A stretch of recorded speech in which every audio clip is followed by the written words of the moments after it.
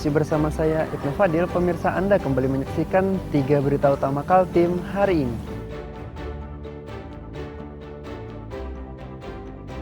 Berjualan di atas parit, lapak pedagang di kawasan Pasar Kemuning, Samarinda dibongkar Satpol PP.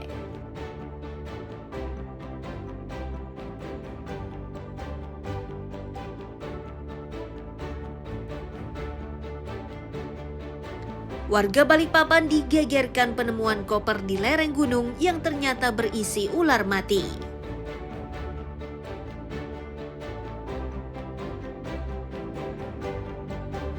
Ungkap penyebab banjir, pemerintah kota Samarinda sasar sejumlah titik rawan banjir.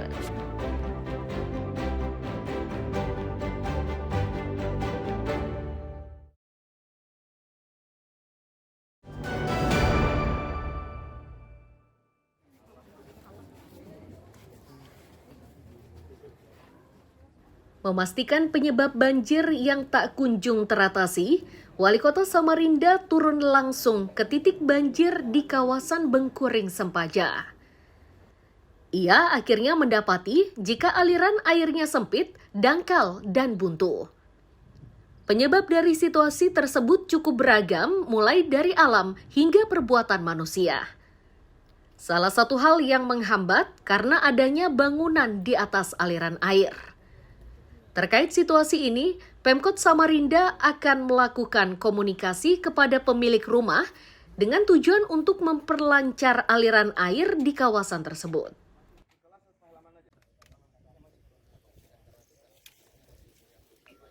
Satu rumah, rumahnya Pak Abdul Rahman, kemungkinan kita akan diskusi, musyawarah sama beliau untuk sisi seberangnya, seberang parit, karena tempat rumah beliau itu sudah agak sempit lokasinya, tapi di depannya juga tanah beliau. Nanti kita akan komunikasikan melalui Pak Lurah Sempaja Timur dan Camat Samarinda Utara untuk melakukan komunikasi sehingga kita bisa memperlebar saluran air yang berasal dari berbagai arah di situ, terutama dari arah depan jalan poros. Satu temuan lagi dari sidak wali kota, yakni lenyapnya aliran air akibat ditutup semen oleh salah satu sekolah swasta. Wali kota memastikan penyisiran titik banjir akan kembali dilakukan. Amir Hamzah dan Iswanto melaporkan dari Samarinda.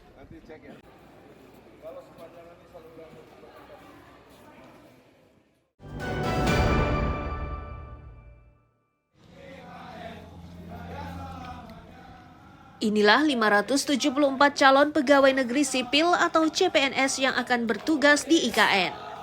Mereka ini baru saja selesai menjalani pelatihan bela negara yang digelar di Pusat Latihan Tempur Kodam 6 Mula Warman. Pelatihannya sendiri berlangsung selama 3 minggu. Pangdam 6 Mula Warman menyebut latihan ini sangat bagus, sebab dari pelatihan ini para CPNS tidak hanya memiliki intelektual tetapi dedikasi dan rasa nasionalisme yang tinggi. Mendapatkan energi yang positif. Itu bisa membentuk karakter dari CPNS yang 500 sekian itu. Jadi kita berharap tidak hanya intelektual yang mereka miliki pada saatnya nanti pada saat bekerja, tapi mereka juga memiliki motivasi, nasionalisme, dedikasi, dan tentunya komitmen yang sangat tinggi bagi bangsa dan negara ini. Mereka akan memasuki lapangan. Hal senada juga diungkapkan Kepala Otorita IKN, Basuki Hadi Mulyono, menyatakan pelatihan bela negara kepada calon pegawai negeri sipil ini sangat cocok untuk para PNS yang bertugas di IKN. Mereka akan memiliki karakter dan disiplin tinggi.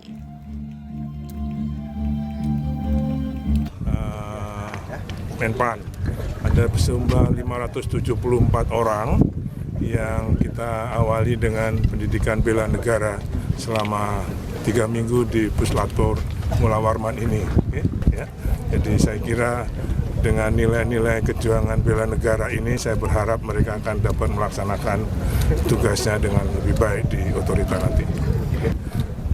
brain boleh baik, tapi kalau hatinya tidak diisi, pasti akan menjadi bisa keblinger. Saat akhir proses pelatihan, suasana haru tak bisa dilepaskan. Itu karena mereka ingin meluapkan rasa bahagianya setelah selama 3 minggu mengikuti pelatihan dengan kedisiplinan tingkat tinggi.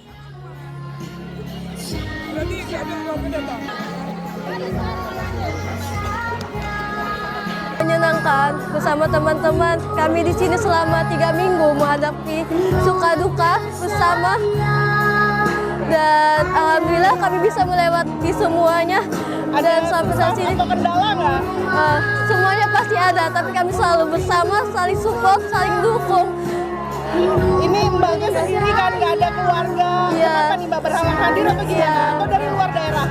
Saya berasal dari Kalsel dan tidak beruntungnya keluarga saya tidak bisa berhadir di sini, tapi saya dikasih kesempatan untuk bertemu teman-teman dan pegawai otorita IKN dan Bapak Pes yang telah menyambut kami di sini. Selama mengikuti pelatihan, para CPNS ini juga mendapatkan pelatihan pernafasan. Tujuannya dari pelatihan tersebut yakni untuk mengontrol emosi saat menjalankan pekerjaan. Amir Hamzah dan Riani Mantini melaporkan dari Balikpapan. Yang berbahagia, marilah kita saksikan bersama.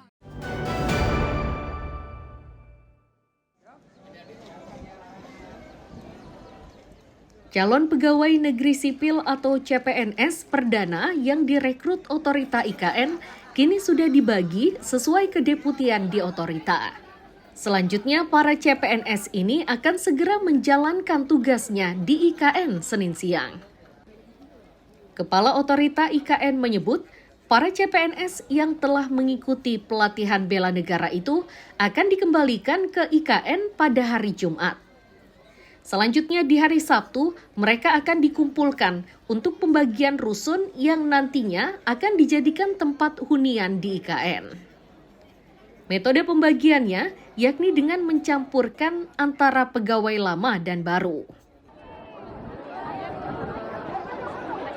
Jadi kita kumpulkan lagi besok Jumat, Sabtu Jumat mulai pindah sana, Sabtu kita kumpulkan lagi untuk mereka akan kita bagi di dusun-dusun itu, kita mix yang lama dengan yang baru supaya mana yang bisa mempengaruhi. Kalau menurut saya kan angkatan pertama CPNS, ya, jadi harus hati-hati juga saya mengelolanya supaya jangan terpolutif, tapi justru dia harus mempengaruhi yang lama lebih baik mudah-mudahan. Ini kan anak-anak menurut saya di atas rata-rata kan, nah, cuma harus diisi dengan hatinya, dengan pengabdiannya. Oke? Dari sebanyak 574 CPNS rekrutan baru ini, 31% diantaranya berasal dari Kalimantan dan sisanya berasal dari berbagai daerah seperti Pulau Jawa, Sumatera, Bali, Sulawesi, hingga Papua. Amir Hamzah dan Riani Mantini melaporkan dari Balikpapan.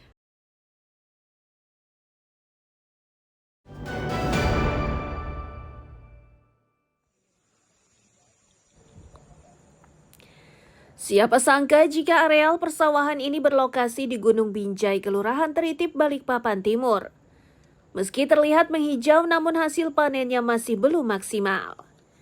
Itu terjadi akibat sistem irigasinya belum dikelola dengan baik dan hanya mengandalkan sistem pengairan tradisional. Wakil Wali Kota Balikpapan menyatakan, luas areal persawahan petani di daerah ini mencapai 97 hektare. Dari jumlah tersebut, baru 25,9 hektare yang sudah mendapatkan saluran irigasi. Untuk hasil panen juga belum maksimal, yakni hanya 2 kali dalam setahun, dengan hasil panen 4,9 ton gabah kering per hektar. 4,65 sama. Jadi ternyata Balikpapan ini ada lahan persawahan di Gunung Binjai, ya, Kelurahan Tritip ya ini ya. Totalnya sebenarnya ada 97 hektar. Ya, tetapi masih menggunakan irigasi tradisional, yaitu tada hujan.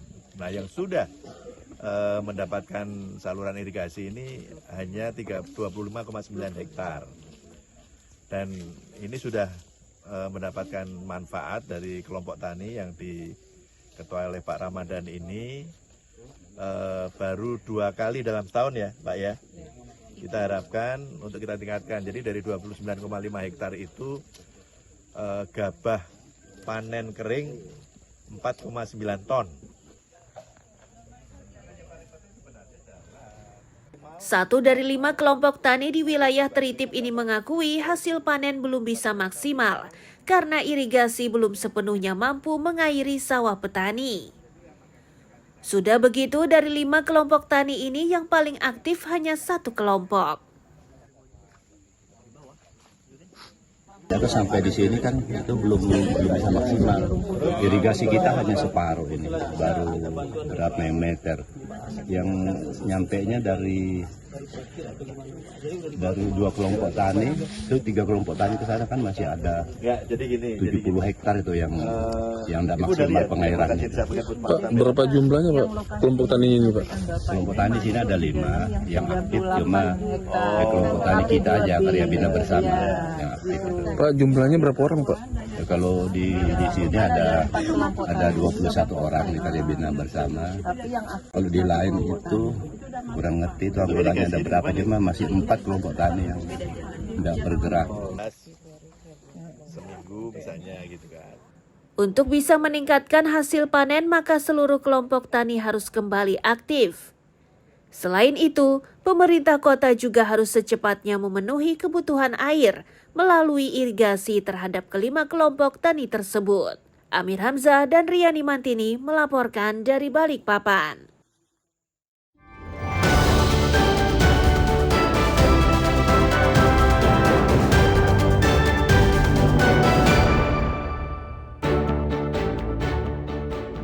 Pemirsa, berita tadi menjadi akhir kebersamaan kita pada pagi hari ini. Saya Ibnu Fadil dan tim redaksi pamit undur diri. Selamat pagi, salam sejahtera, dan sampai jumpa.